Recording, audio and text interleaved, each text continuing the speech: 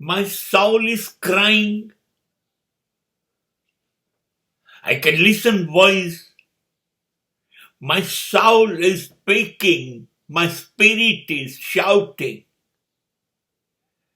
मेरी आवाज सुनो.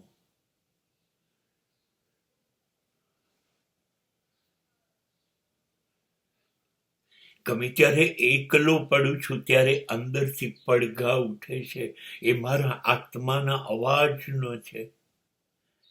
અરે મને સાંભળને. Please listen to me. मेरी आवाज सुनो. मेरी आवाज सुनो.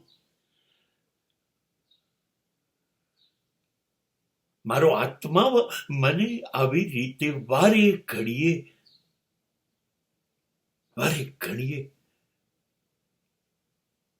કાકલુદી કરે છે, વિનંતી કરે છે, મને સાંભળ તો કરો.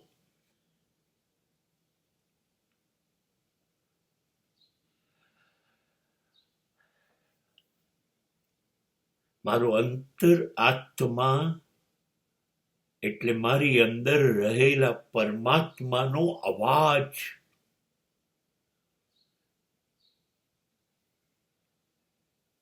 કોઈ પણ સમય જાગતો જ હોય છે. ભલે હું ઊંઘતો હોઉં પણ એ જાગતો હોય છે. અને હું બેહોશ ના થઈ જવું, ખોવાઈ ના જવું, એનું સતત ધ્યાન રાખવા એ અંદરથી બોબો પાડતો હોય છે. એ આ કર, આ ના કર, do it or don't do it. આ આત્માનો અવાજ છે. દરેક ક્ષણે, એવરી મોમેન્ટ.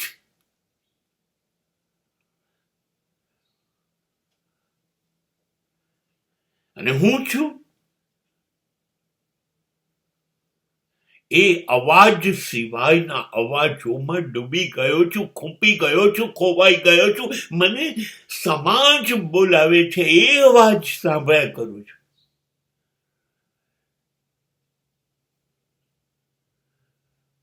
મને ટેવ પડી ગઈ છે સગાઓ, સંબંધીઓ, સંપત્તિ ને સમૃદ્ધિ જે ચીસો પાડે છે એ અવાજમાં હું ડૂબી ગયો છું. મને સત્તાનો અવાજ ગમે છે, મને લોકપ્રિયતાનો અવાજ ગમે છે. હું એમાં ખોવાઈ ગયો છું. અને એ અવાજમાંથી મને ખબર છે મને કશું જ મળ્યું નથી, કોઈને નથી મળ્યું, તો મને કેવી રીતે એમાંથી મળશે? એ છેતરપિંડી છે. બસ એ સાંભળ્યા કરું છું, એ સાંભળ્યા કરું છું. અને અંદરથી પડઘાતો મારો ઈશ્વર સતત જુરાપ અનુભવે છે મારા વગર. સાંભળ તો ખરો મને, સાંભળ તો ખરો મને. હું સાંભળતો નથી. અને હું ત્યારે સાંભળું છું જ્યારે મારા કાનમાં મોતના પગલા બિલકુલ સ્પષ્ટ સંભળાય છે. અને ત્યારે હું કહું છું મારા અંતર આત્માના અવાજને, હા શું કહેતો હતો તું?